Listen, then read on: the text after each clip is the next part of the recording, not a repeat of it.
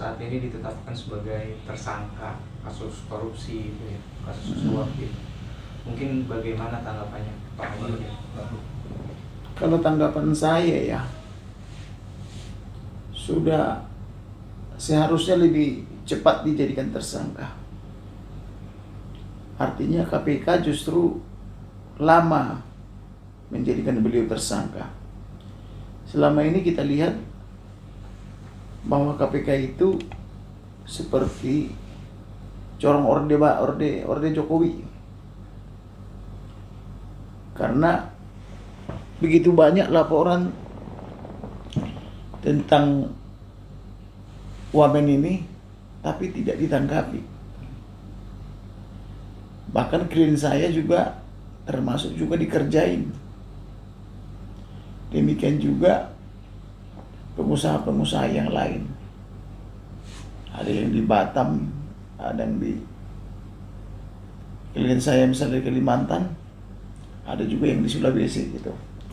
Jadi ya tapi kita bilanglah patut bersyukur karena dijadikan tersangka gitu. Kalau tidak, kita pikir tadinya orde ini semakin carut marut dan amburadul gitu loh. Karena di era Jokowi ini kok sepertinya dilindungi para penjahat itu gitu. Tapi dengan ditetapkan dia tersangka, nah kita jadi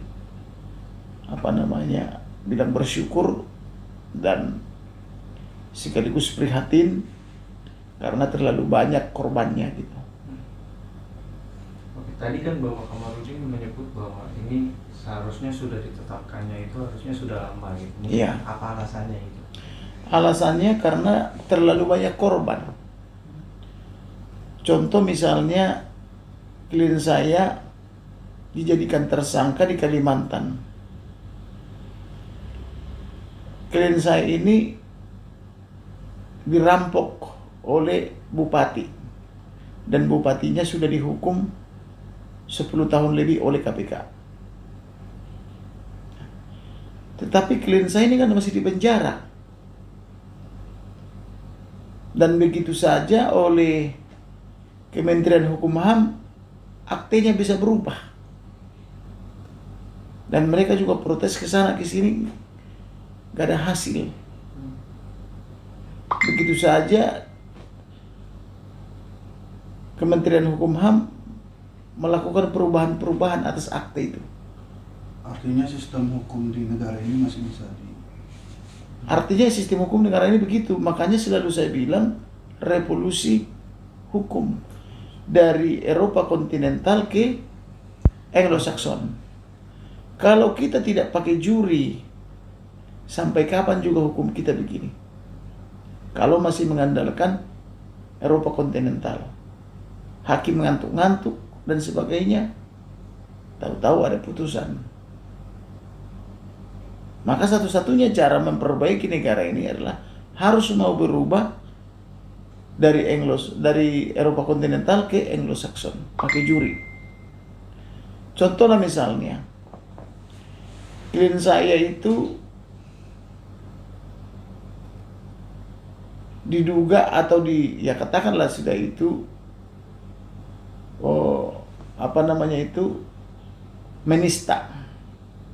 menista keagamaan tertentu. Dihukum 8 tahun. Tapi banyak yang menista dihukum cuma 5 bulan. Bahkan dia memaksa klien saya makan tai gitu. Dihukum cuma 5 bulan, sudah keluar. Ini kan sangat beda, 5 bulan dan 8 tahun. Gitu loh. Inilah konsep yang tidak adil. Kalau misalnya ini kita pakai juri, tidak mungkin jauh. Paling 5 bulan atau 6 bulan gitu. Oke. Tapi dalam kasusnya Bapak Hedi sendiri ini sebagai Wamenkumham itu, apakah Menteri ini juga bertanggung jawab atas kasus ini?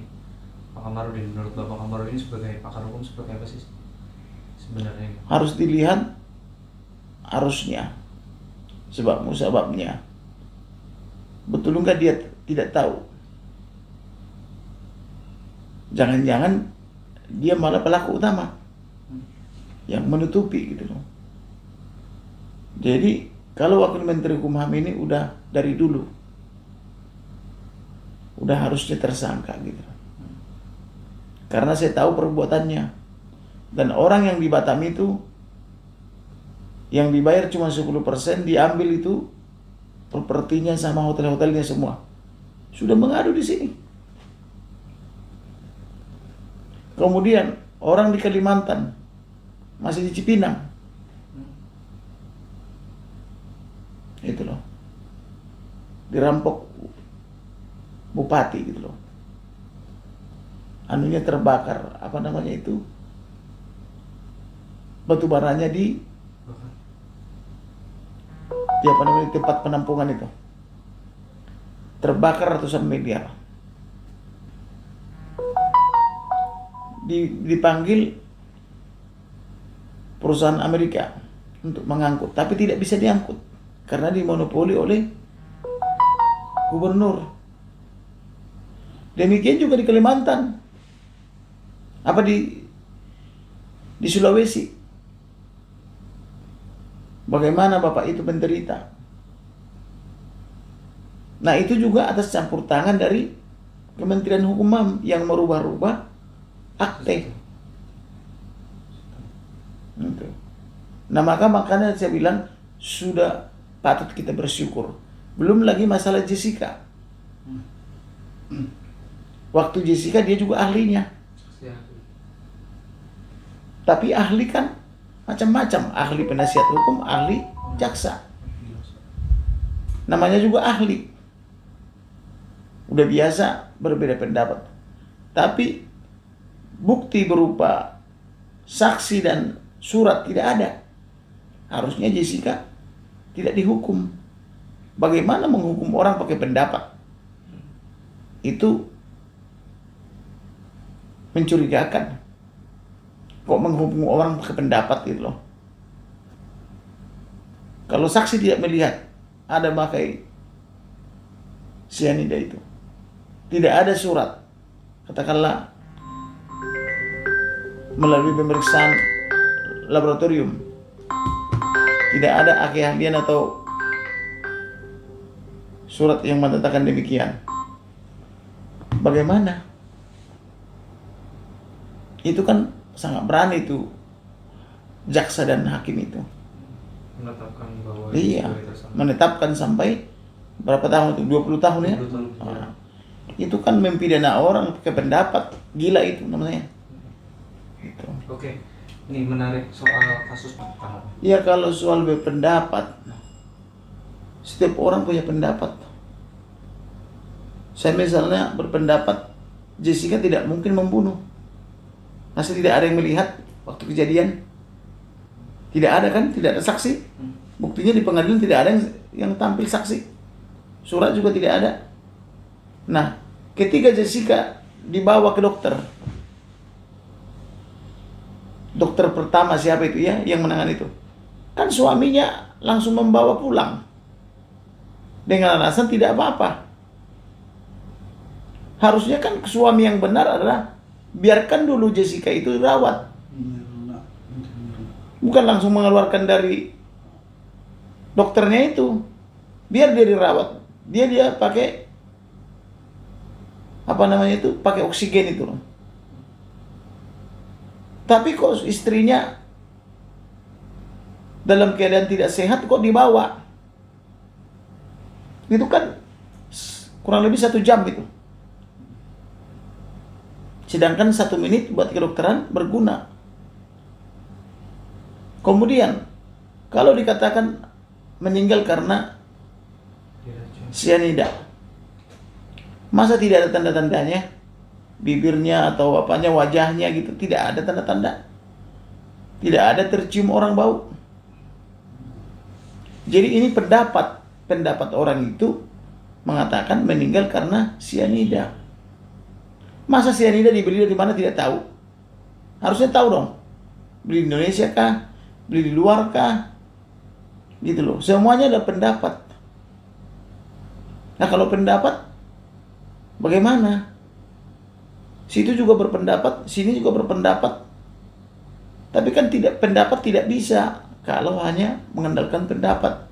Yang utama adalah tidak ada saksi dan surat atau keterangan ahli yang menyatakan dia meninggal karena sianida gitu loh.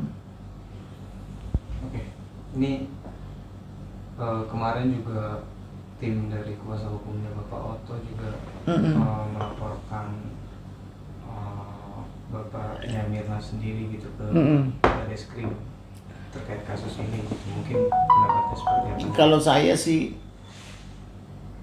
wajar dia dilaporkan. Pertama dia bikin video yang tangannya apa namanya itu terselip gitu loh, Iya. dari bawah meja gitu loh. Itu kan rekayasa itu. Kok bisa waktu sidang dulu nggak diperlihatkan gitu loh. Kemudian selain itu dia juga diduga bersekongkol dengan petinggi-petinggi kepolisian. Kemudian dia mengata-ngatai ketua Peradi itu, Otto Hasibuan itu kan, orang bodoh dan sebagainya katanya. Apa itu? Macam dia pintar aja, itu dia profesor itu, ketua kami itu. Gitu loh. Itu tidak bagus gitu loh.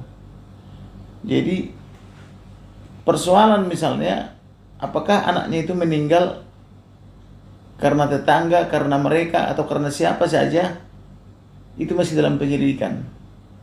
Kalau saya ya berpendapat demikian. Tapi kalau mengutarakan berdasarkan pendapat Jessica lah yang membunuh, itu menurut saya tidak pas. Terlalu berani hakimnya.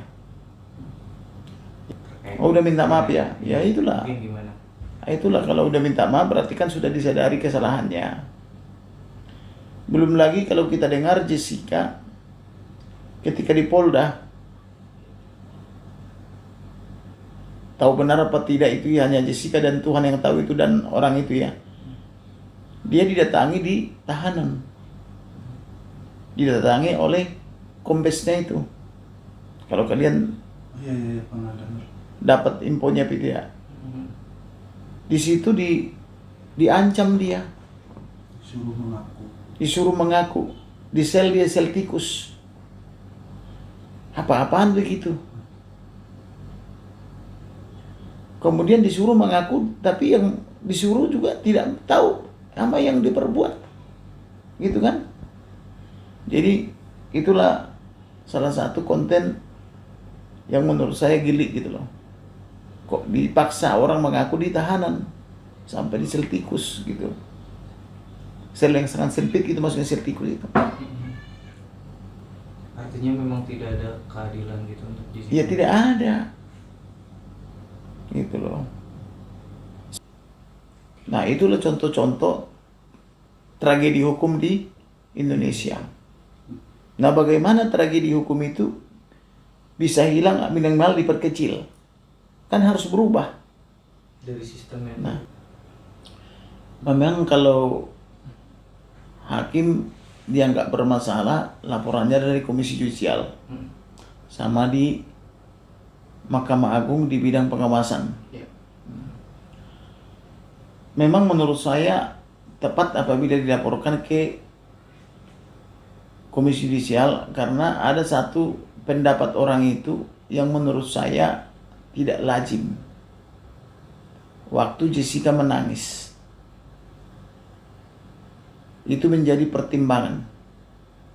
Jessica menangis keluar air mata, tapi katanya tidak keluar dari hidung. Itu menurut saya sangat aneh pendapat hakim tersebut. Nah, tapi benar apa tidak kalau menangis harus keluar dari hidung, keluar dari mata, itu kalian yang tahu. Apakah kali-kali menangis itu keluarkan air mata, keluar juga dari hidung? Nah, saya tidak tahu itu. Tapi waktu itu itulah pendapatnya yang dapat saya ulas gitu loh. Tapi yang jelas tidak ada saksi, tidak ada surat. Murni pendapat-pendapat ahli aja itu. Jadi boleh saja misalnya dijatuhkan hukuman kalau tidak yakin misalnya 2 tahun atau 3 tahun gitu loh. Jangan sampai 20 tahun. Kalau hanya berdasarkan pendapat gitu loh. Tapi kalau berdasarkan pendapat dihukum orang 20 tahun, itu keterlaluan menurut saya. Belum lagi misalnya orang tua Mirna terbukti juga menyuap. Salah satu yang mengaku disuap itu ahli Ya, ahli apa? forensik digital ya, yang diselipkan uang ketika dia mau ke toilet kan itu. Lalu dia melapor ke KPK. Itu juga salah satu tindakan yang tidak benar. Kalau dia menyuap di situ, mungkin yang lain juga tidak disuap. Bagaimana dengan yang lain? Disuap juga dong kan? Kemudian istrinya dia meninggal juga. Istri. Itu juga jadi pada pertanyaan, kok istrinya meninggal terus? Gitu loh. Baru saja meninggal, kok meninggal lagi?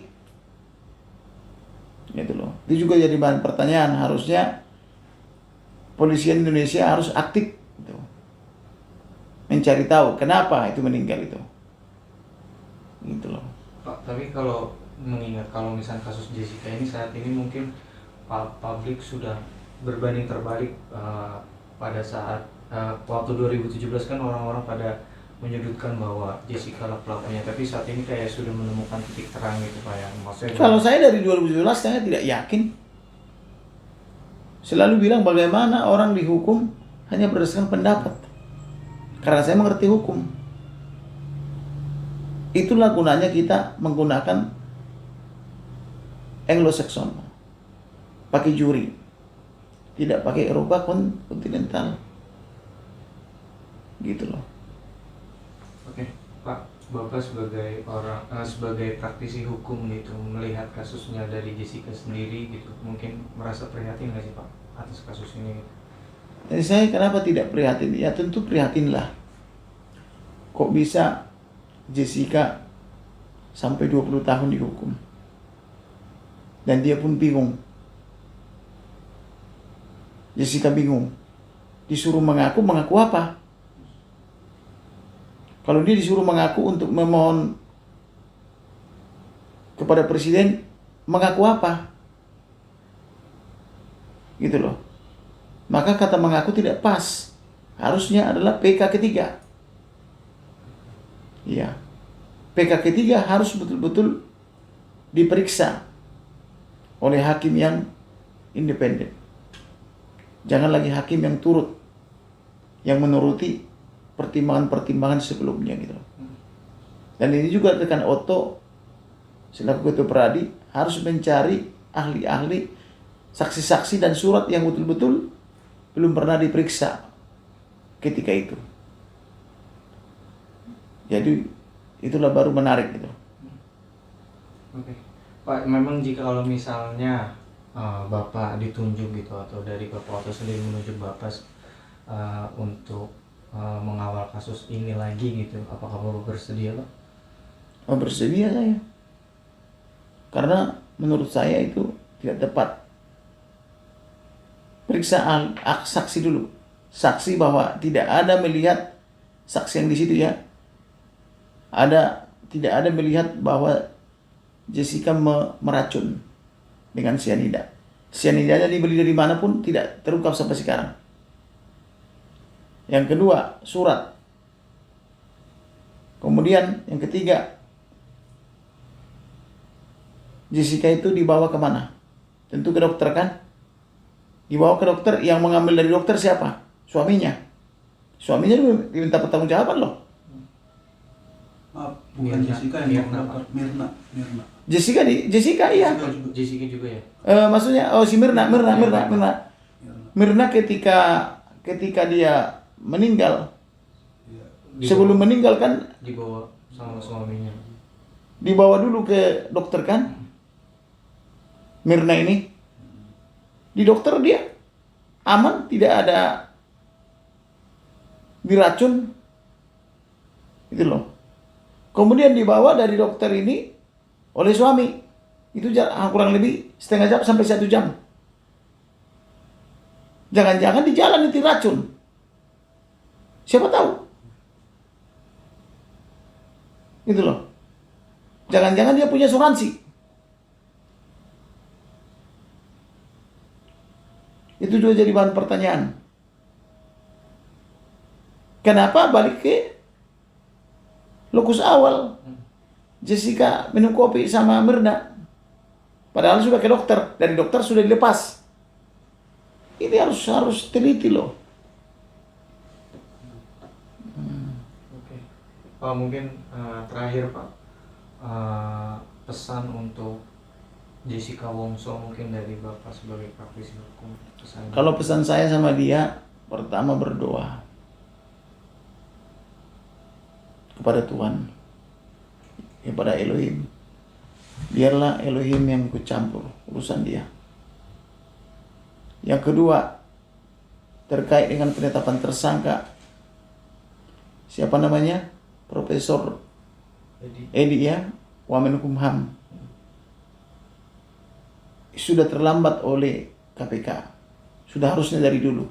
Karena begitu banyaknya korban-korban dia yang mengadu ke saya. Dan salah satu sekarang lagi tersangka saya tangani. Ya. Jadi oleh karena itu, biarlah ini jalan bagi dia untuk bertobat. Gitu. Saya rasa begitulah. Oke, siap. Ya.